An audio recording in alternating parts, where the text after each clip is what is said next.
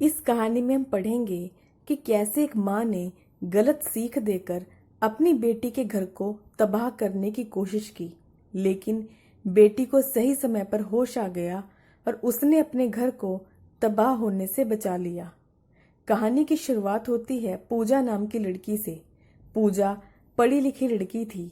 पूजा के परिवार में उसके माता पिता और दो भाई थे। पूजा के पिता सरकारी महकमे में अच्छी पोस्ट पर थे। इस बात का पूजा और उसके परिवार को बहुत घमंड था। पूजा की माँ बहुत तेज तर्रार औरत थी, इसी कारण उनसे किसी से नहीं बनती थी। लेकिन पूजा के पिता सख्त मिजाज इंसान थे। पूजा की शादी रोहित से तय हो जाती है। रोहित एक बहुत अच्छा लड़का था। वह बैंक में जॉब करता था। रोहित के पिता रिटायरमेंट ले चुके थे और उसकी माता गृहिणी थी। रोहित उनका इकलौता बेटा था। वे दोनों रोहित को बहुत प्यार करते थे। पूजा रोहित की शादी बड़े धूमधाम से हो जाती है। पूजा बहुत ही घमंडी तल्ख मिजाज लड़की थी।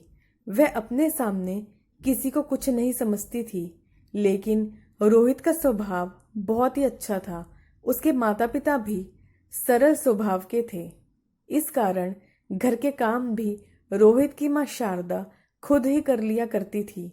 वह अपनी बहू पूजा को ज्यादा परेशान नहीं करती थी। पूजा को कभी काम के लिए नहीं कहती थी।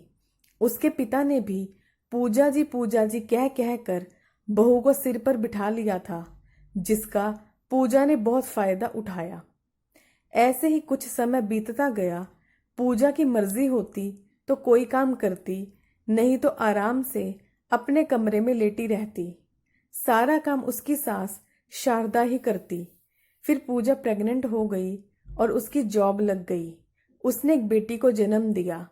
उसके बाद तो पूजा को बहाना ही मिल गया था काम ना करने का। पूजा घर में चुप रहती, किसी को कुछ नहीं कहती, चुपचाप अपने काम करवाती रहती। और कहती भी क्यों, जब उसका चुप रहकर सारे काम हो रहा था तो उसे कुछ कहने की जरूरत भी क्या थी। पूजा के पति रोहित को इन सब बातों की कोई खबर नहीं थी, क्योंकि वह अपने काम में ही बिजी रहता था। पूजा ने कभी भी सास ससुर को नहीं पूछा। वह बस अपनी जॉब से आती और अपने कमरे में ही लेटी रहती। पूजा फिर अपने मायके में ही ज्यादा समय बिताने लगी। जब भी कोई छुट्टी होती या कोई त्योहार होता, वह अपने घर चली जाती। सास ससुर ने और रोहित ने कभी भी पूजा को अपने घर जाने से मना नहीं किया। इस बात का पूजा ने पूरा फायदा उठाया। उसकी माँ तेज तर्रार तो थी ही, पूजा भी बहुत चालाक लड़की थी। पूजा की माँ ने पूजा के कान भरने शुरू कर दिए। पूजा का मायका और ससुराल थोड़ी ही दूरी पर था। पूजा के मायके वालों के पास पैसे की कोई कमी नहीं थी, इसलिए पूजा की माँ चाहती थी कि पूजा और उसका दामाद उनके साथ रहें। लेकिन यह कैसे संभव था, क्योंकि रोहित अपने माता पिता का इकलौता बेटा था। रोहित के बिना उसके माता पिता कैसे रहते। रोहित ने भी अपने ससुराल में जाकर रहने से साफ इनकार कर दिया। इस बात से पूजा और उसकी माँ बहुत चिढ़ गईं। पूजा की माँ ने पूरा जोर लगा दिया बेटी के कान भरने में, उसे भड़काने में। पूजा को भी अपनी माँ ही की हर बात सही लगती थी। इन्हीं बातों के कारण उसके घर खराब होने की शुरुआत हो चुकी थी। पूजा की माँ ने उसे अपने पति के खिलाफ भी भड़काना शुरू कर दिया। रोहित बहुत ज्यादा परेशान और टेंशन में रहने लगा, लेकिन वह अपनी टेंशन अपने माता पिता को बताकर परेशान नहीं करना चाहता था। इसलिए टेंशन को वह अपने अंदर ही अंदर रखने लगा। ऐसा होते कुछ समय बीत चुका था। पूजा की बेटी आस्था 2 साल की हो चुकी थी। पूजा ने अपनी माँ की सीख में आकर घर में लड़ाई झगड़े शुरू कर दिए। उसका कहना था कि वह अपने सास ससुर के साथ नहीं रहना चाहती, उसे अपनी माँ के साथ रहना है, और रोहित वहां जाने से इनकार करता था। रोहित का काम भी मंदा पड़ने लगा था। इस कारण रोहित और भी ज्यादा परेशान रहने लगा। रोहित बेशक अपने माता पिता को कोई बात नहीं बताता था, लेकिन उसके माता पिता सब समझते थे कि इन झगड़ों के पीछे किसका हाथ है।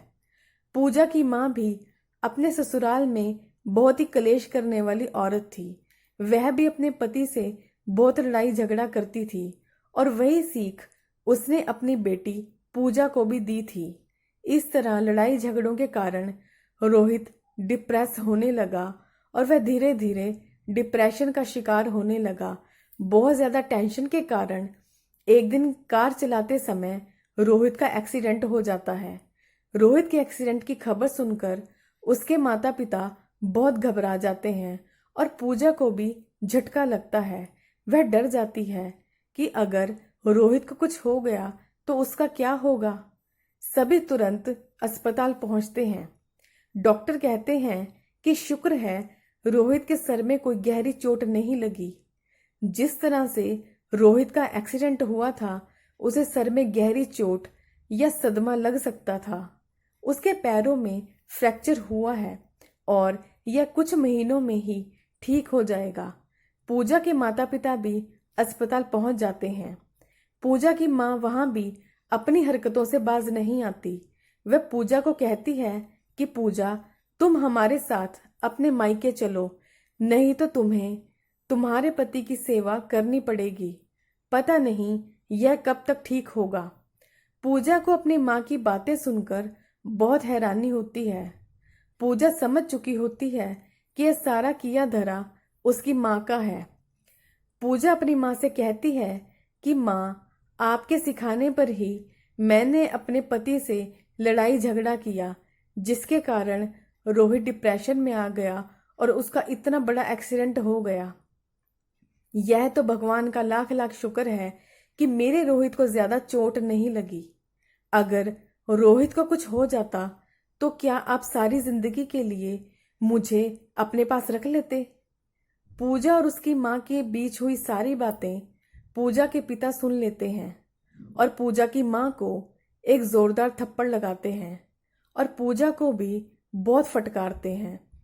उसके पिता उससे कहते हैं कि तुम्हारी माँ के इस बुरे स्वभाव के कारण इसकी किसी से नहीं बनी और ना ही यह कभी सही तरीके से मेरे साथ रही।